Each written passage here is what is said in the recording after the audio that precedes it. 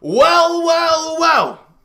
It is the video that I've been waiting to do for quite some time, and probably the video you guys have been waiting for quite some time. We are here for the 2018-19 Raptors season review and the off-season preview. If you've read the title, you understand that.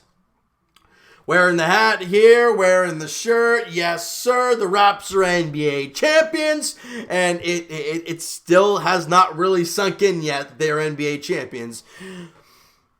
We're going to start off here with the recap, though. We're going to recap the season that was, and we're going to go all the way back to last offseason where Masai Ujiri pulls off one of the boldest trades a lot of people have seen. Trading DeMar DeRozan, Jakob Poeltl, and a protected first-round pick to the San Antonio Spurs for Kawhi Leonard and Danny Green. There was a lot of emotion in the few days afterwards. We heard Kawhi might not even play with the team. We heard he's already going to sign with LA. We heard, we saw how angry DeMar DeRozan was, and we're like, my God, this is just gonna be awful. And then we slowly, as the time goes along, we slowly start to see reports because the media tries to stir up mumbo jumbo. They say that Kawhi Leonard is starting to warm up to the thought about playing for the Raptors, and he's going to try it out, and he's going to see how it goes, and blah, blah, blah, blah, blah. Let's fast forward to his press conference where the famous laugh occurred, where he couldn't find the reporter, and it was an amazing laugh, and he says, he's a fun guy. That's where it all begins for Raptor fans. Then it turns into training camp and preseason, and the regular season kicks off, and then load management kicks in, and there's a whole fiasco about that. And the Raptors playing pretty damn good without Kawhi Leonard, and even when he is in there, they're doing amazing as well. And the Raptors, play out the season. Jonas Valanciunas gets hurt early on, and we're like, oh, it's a big loss. He gets hurt in Oracle at Golden State. And then he's out for quite some time, and I don't know if did he come back or if it was right after he came. I think it was just before he was about to come back. They trade him to the Memphis Grizzlies for Marc Gasol, and it was JV, CJ Miles, DeLon Wright, and there was a big package going the other way. However, the Raptors have been so used to doing Jay's videos lately. The Raptors acquire Marc Gasol. There was big mixed feelings beyond this trade because people loved Jonas Valanciunas. However, people did not realize how good Marc Gasol actually was. And then after the trade happens, we realize, Marc Gasol spreads the floor. Marc Gasol's a great passer. He can knock down some threes. The Raptors are shooting really, really well from beyond the arc with Marc Gasol. Interesting. They end the season, winning 2 in a row, 7-3 in the last 10, 58-24 on the year. And they head into the playoffs facing the Orlando Magic in round 1. And I'm some smart guy. I think, hey, I'm going to go down for game 1 to the Square. I'm going to go, or Jurassic Park. I'm going to go down there for game 2 for the Leafs. And they lose both games. So I'm like, okay, that's it. I'm not going anymore. But I'm an idiot. I go to game 5 against Golden State anyways. But nonetheless, the Raptors, after that loss, they just turn on the Jets. They win 4 straight. And in 5 games, take care of the Orlando Magic. They're on to round 2, as we all expected. Now, for round 2, the Raptors are facing off against the Philadelphia 76ers. This is going to be an interesting matchup. If you're looking at all-stars-wise, they have more. They had Jimmy Butler, Joel Embiid. They had Tobias Harris. They have J.J. Redick, Ben Simmons. They had a great-looking team. In Game 1, Kawhi Leonard takes over and wins Game 1 single-handedly for the Toronto Raptors. Game 2, however, no one did anything good, and your defense was good, but not good enough. You don't score enough, and you lose Game 2 at home, going back to Philly, feeling a little uneasy at that point. Then you get crushed in Philly, and Joel Embiid turns into an airplane in Game 2. In Game 3, and Philadelphia takes a 2-1 series lead. Game 4, probably, in my eyes, the turning point in the playoffs for the Toronto Raptors. You lose that game, you're down 3-1 in the series. Not easy to come back from. Let's go late fourth quarter. You're up by 1. Kawhi Leonard beyond the three-point line has a little fading three with Embiid all over him, and he knocks it down to make it a 4-point lead. And the Raptors just ride that out the rest of the way, and they win that game in Philly and come back home 2-2 split. And they come home for Game 5. They crush Philly at home. They absolutely pulverized the 76ers there at home, and they're feeling fantastic. You know, what was the score in that game where they beat Philly at home? They won 125-89. Raptors have a 3-2 series lead. We're like, okay, we're going back to Philly, but I don't want to come back to Toronto for Game 7. We did not want to see that. But you go into Philly, you don't show up offensively, and you get crushed. Now, you only lost by 11, but it was a lot worse for most of the game. And then you go to Game 7 in Toronto. It was a back-and-forth game. It was an incredible basketball game. And it comes down to a missed free throw from Kawhi Leonard, leads to a Jimmy Butler run-out and a layup to tie the game at 90. 4.2 seconds on the clock. The inbound from Marc Gasol. Kawhi Leonard turns the corner, goes baseline, takes a tough, high-arcing, contested shot with Embiid right in his face, and it bounces. I mean, you guys know what happened. It bounced once, twice, 3 times, 4 times, and drops through. And the Raptors explode. The city explodes. The country explodes. And Kawhi Leonard shows about the first point of emotion we have seen all year long. And it was a big one. The game winner in Game 7 to send the Raptors to the conference finals. Now, before I move on, I want to say the Philadelphia 76ers played one heck of a series. That was a series of... You always think, oh, this team has momentum. There was no momentum anywhere in this series. We crushed them in Game 1, and we sucked in Game 2. They won 3 and 4. They have the momentum now. We win Game 5. Then we come home, crush them in Game 5. You think, now we have all the momentum. We've won 2 straight. Their backs are against the wall. They beat us in Game 6. Oh, no, we don't have the momentum in Game 7. You win Game 7. It was an incredible back-and-forth series between 2 fantastic teams. And the Raptors prevailed on a next to impossible shot from the claw, Kawhi Leonard, to send the Raptors to the Eastern Conference Finals against the Milwaukee Bucks. So let's move on to the Milwaukee Bucks series. Game 1 and 2 were in Milwaukee because they had the best record in the NBA. They had home court. The Raptors get pulverized in in the first game, they had the lead going into the fourth quarter. Let me go to that game actually right here. The Raptors, they had a lead going into the fourth quarter. They were minus 15 in the fourth quarter and lost by 8. You just can't let that happen. Especially when you have the lead in the opponent's building in Game 1, you lose that. Game 2, you just get outplayed, outschooled, out anything for most of the game. You lose by 21, 125, 103. So now the Raptors are coming back home, having not played well in the first 2 games, having been down 2-0 against a team who has not lost yet in the playoff. Actually, they lost 1 game to Boston, Game 1 of that series. Then they won the next 4. But it doesn't look good. And you're hearing guys like Stephen A. Smith, you're hearing guys all over the place saying they're done. The Raptors are done. They're out of it. It's over. You might as well call it quits now. The Raptors come home for Game 3, and they beat Milwaukee in double overtime, all right, and 118-112, and what in a crazy game that was. And you're going to hear the excuse, well, Giannis was fouled out in the second overtime.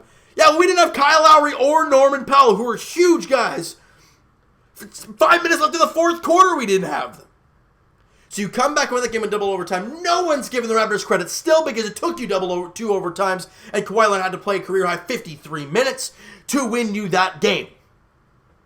You go to Game 4, and this could have been a deciding factor in the series. There were lots of deciding factors, but the Raptors come out in Game 4, having barely scraped out that win in Game 3, and pounce on Milwaukee. Play fantastic defense. Your offense flowed. Raptors win that one 120-102, and instantly, people are like, whoa, well, we didn't see this coming. I don't think so. 2-2 series going back to Milwaukee for Game 5. And you always hear it. You always hear it in any sport you play. You are never in trouble when you have home court, until you lose a home game. To this point in the series, no one's lost a home game. They won their 2 at home, we won our 2 at home. The Raptors go out there in Game 5 in Milwaukee and beat them. They win 105-99. Fred VanVleet was an absolute, I don't even know what you want to call him in the game. He was automatic.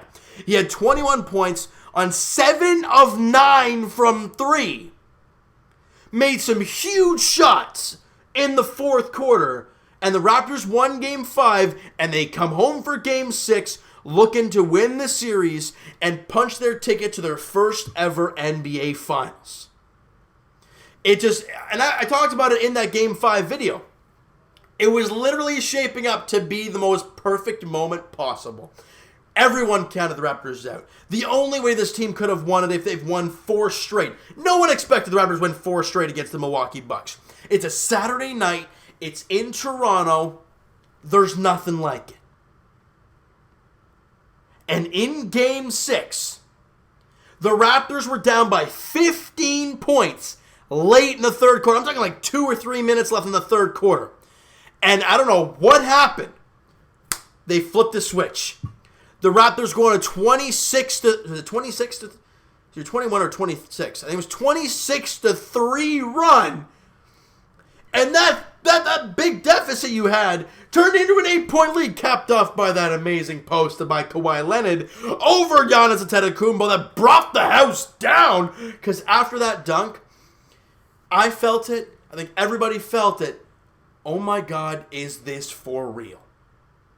And after that though, they went on a 7-0 run and made it a 1-point game. We're like, okay, we're not done yet. But the Raptors are able to find a way to win that game 100-94 and move on to their first ever NBA Finals. Where once again, everyone is counting the Raptors out, no matter injuries nor not.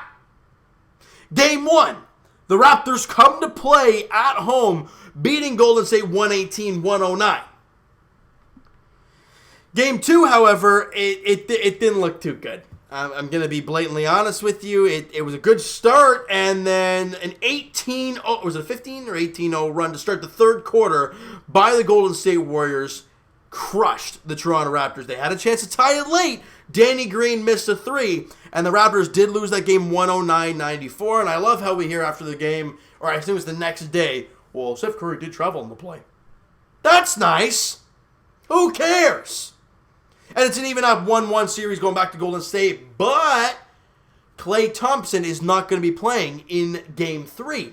So for the Raptors, you're in Oracle, no Klay, no KD. You got to win this game. Steph was the only guy that could have done anything, and he put on a crazy performance, but it was a boring 47 points.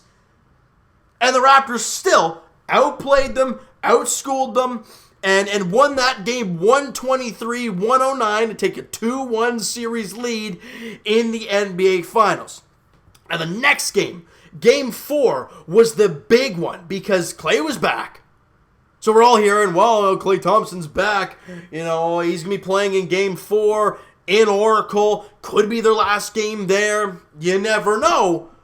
And the Raptors fire out their A game. All right, and they win that one 105-92. They allow the Golden State Warriors to score 92 points. And the Raps take a 3-1 series lead. And we're that close to an NBA championship. We can feel it. But as a Toronto fan, you well know this is exactly what usually happens. You get that lead. You can basically touch it. And then whatever, the sport gods continue to crap all over Toronto teams and they make you embarrassed. But for me, trying not to be superstitious, I go down to Jurassic Park for Game 5, stand in the flipping rain for hours on end, got there 4 hours before tip-off, and then with 2 or 3 minutes left, the Raptors have a 6-point lead. I'm like, oh my God, we can feel it, NBA championship. We're down here, and we're in the square. Everyone's freaking out. Offense goes cold for a couple minutes. Curry knocks down a 3. Clay knocks down a 3. Clay knocks down another 3. And just like that, you're down by 3 with 15 seconds left. That's still time. Kawhi Leonard to Van Vliet to Lowry. And off the side of the net, it was tipped by Draymond Green, and we're going to Game 6. Emotional heartbreak. I'm tired of going down there for emotional heartbreak. DJ Augustine in Game 1 against Orlando, heartbreak.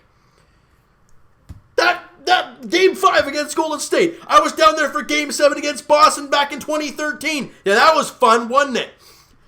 Jays game in 2015. You guys know what I'm talking about? Against Kansas City, bases loaded, nobody out. I was there in the bird's nest, they called it around City Hall there.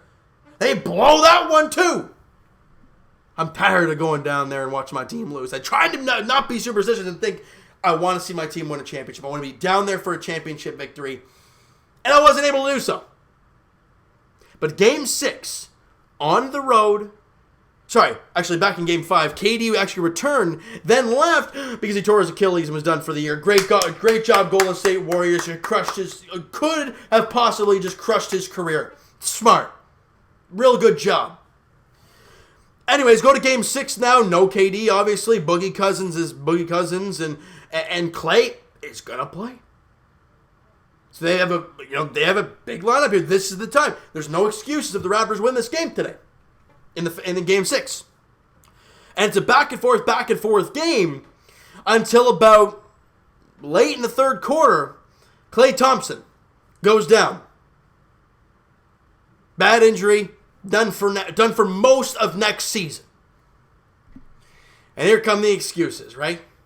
And the Raptors, they actually went down by quite a few. There was like 5 or 6 after even Clay went down, and we're like, no, this can't be happening right now. But then in the fourth quarter, one guy came out and stole the show. Fred VanVleet made how many tough threes, big threes in the fourth quarter, and the Raptors win 114-110 to capture their first NBA title. And I gotta say, guys, as a Toronto sports fan and gone through all the misery, the disappointment, everything regarding Toronto sports, seeing this city do what they did for the Toronto Raptors there throughout the playoff run and when they won, it makes me so proud to be a Toronto sports fan. You know, I was at my buddy's house watching that Game 6, and right as they won, I'm like, hey, let's get down to Nathan Phillips Square. And we did. Or not Nathan Phillips, Young Dundas. Incredible. You know, because people, obviously it stopped traffic. Everyone's high-fiving everybody in the cars. People are out in the sunroofs. You're high-fiving them too. Everyone on the streets, you're firing them up. It was an incredible atmosphere. Now, there were some boneheads.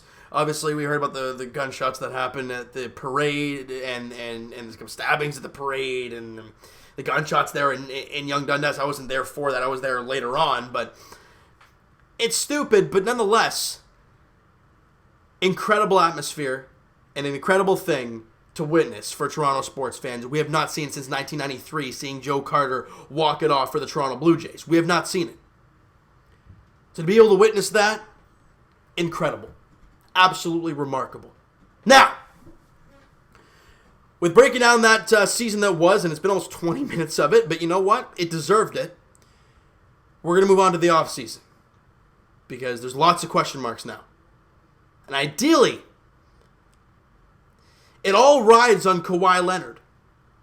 If he goes, people are going to say, well, wait, you still have spicy. You don't have Kawhi Leonard. Period. You don't have Kawhi. This team looks totally different going into next year. They might even trade off Lowry or trade off Ibaka. You know, they might actually do that if they lose a guy like Kawhi Leonard. I don't think so. I think they'll try and keep it going, but I don't know what they'll do. Now, we've had since it's only been 2 weeks since we won a championship. It feels like a lot longer, but it's only been 2 weeks. And we have heard so much garbage about the whole Kawhi Leonard situation. We've seen pictures of him at Home Depot. We've seen pictures of him signing his daughter up in Niagara Falls. He's down there he's down south in some tropical area right now wearing a Jays jersey, and we're like, oh, he's staying. But then we hear he's getting meetings with the Lakers and Clippers. You heard it today. Now, we've also heard that he's seriously considering the Toronto Raptors. We've seen that he wouldn't even give anything to the Lakers. So all this stuff we're hearing means nothing. It means absolutely nothing, guys. I hate to say it, but until my main man, Adrian Wojnarowski, says anything.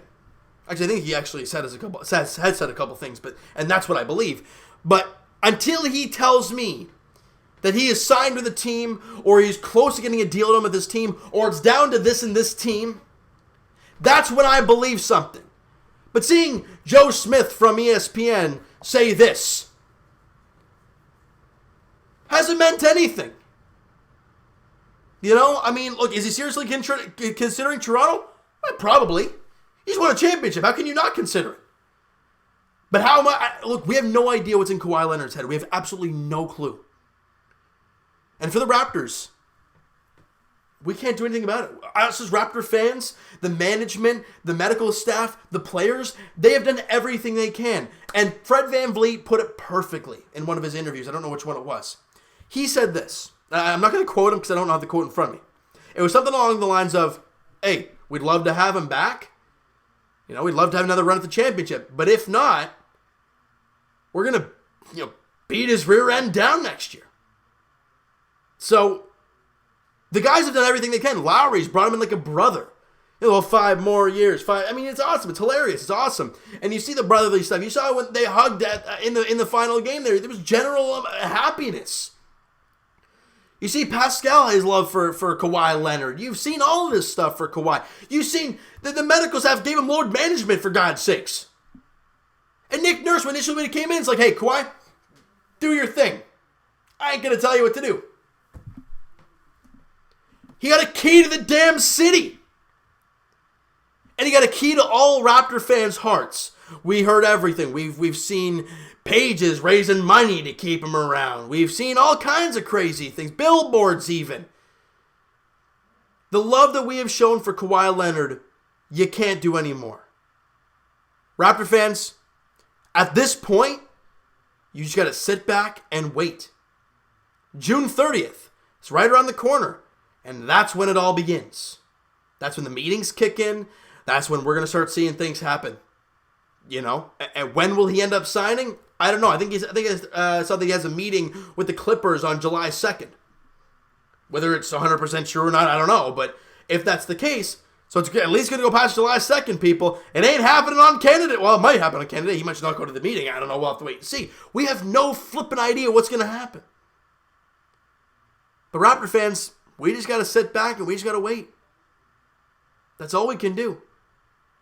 Now, for this team moving forward, what do they need to do to get better? Well, I think, you run into this thing of, okay, well, Gasol, Ibaka, and Lowry's contracts are up at the end of next year.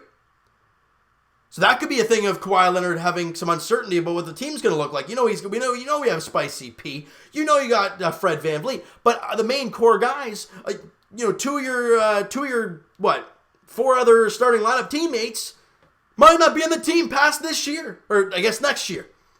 Marc Gasol picked up his player option as we all assumed he would, so he's at least back for next season. That's great. So I don't know what the heck's going to happen with this team, guys. I honestly have no idea. I think it all rides on what Kawhi Leonard decides to do. I pray, I hope, if he can re-sign, it literally caps off everything that has happened over the past year. With the trade, with the load management, with the playoff run, with the win, and if he re-signs, it just makes it that much better. Now, no matter, I don't know what he'll re-sign for. There's things we could hear, a 1 year plus a player option. We've also heard that he could do a 2-year deal and a player option. He could sign a max 5-year deal. I don't know. No one knows. So as much as we can sit here and speculate and go over the things that we've seen that look good, it doesn't mean anything. He could have gone to Home Depot to grab boxes to clear stuff out of Toronto to go home. Seeing him at the Blue Jays game, yeah, he could be touching all his sites before he heads back to LA. We have no idea. Or he's just doing things to settle in. I don't know. You don't know. It's speculation. I hate it. It's killing me every day not knowing what the heck's going to happen with Kawhi. But that's just the way it is. We got a championship. So if he does leave, we at least have this right here. We have an NBA championship. Now, it would suck to see him come for 1 year and leave, even though you won a championship. But, I don't know. Guys, there's all kinds of question marks. I don't know what to tell you. I really don't. I'm not going to sit here and be your insider and say that, the reports say blah, blah, blah, that he's going to resign with the Raptors. I don't know. Do I wish and hope and pray that he re-signs? Absolutely. Because if he does, and if he does sign for a max 5-year deal, this team will be a contender at least for 5 more years. Kawhi Leonard will make sure that happens. Masai Ujiri will make sure that happens. And it would be very exciting. But if he leaves, the Raptors got to think about what they need to do next. Do they sell off their older guys and bring in draft picks and young players? Do they build around Pascal Siakam and Fred VanVleet? Does Freddie turn into the starting point guard? I don't know. So I'm going to wrap it up with this, guys. 2018-2019 was an absolutely incredible run. It is an unforgettable run that I'll never forget for the rest of my life. And I thank you. I thank every single one of you guys for following me along in this journey. There's been some ups, lots of them. There's been some downs. But in the end, you guys were there to support this channel, support these videos, and support me in recording and editing and uploading these videos. Was it a lot of fun? Yeah. Can I not wait till next year? Yeah. But you guys, like I said, I just want to thank you guys for the support. I want to thank even though they're probably not watching this, I want to thank the Toronto Raptors for everything they gave this city this year. We've been preaching about it for years. People were calling this place Loser City. They're not calling it anymore because we're NBA champions. And I thank guys like Kyle Lowry, Marc Gasol, Serge Ibaka, Norman Powell, Kawhi Leonard, Pascal Siakam, Fred VanVleet, Malcolm Miller, Jordan Lloyd, Jody Meeks, Eric Moreland, for God's sake, I don't care. All these guys for being around for this incredible run. It has been fun. But now we're on to the next chapter. And where will it take us? I don't know. Kawhi, I'm going to say my piece. This city gave you a championship. They gave you the love. They gave you everything you'd ever dream of. Now, ideally, it's not your hometown of Los Angeles. I get that. But if I can speak for every Raptor fan, I can say this. Thank you, Kawhi, for helping bring this team to the NBA Finals and winning their first ever NBA championship. Now, I know it wasn't just him, but you would not have done it without him. I love DeMar DeRozan, and he died for this type of situation to happen to us, but I love Debo, but this would not have happened with him here. Would he have hit that corner long 2 against Philly? No.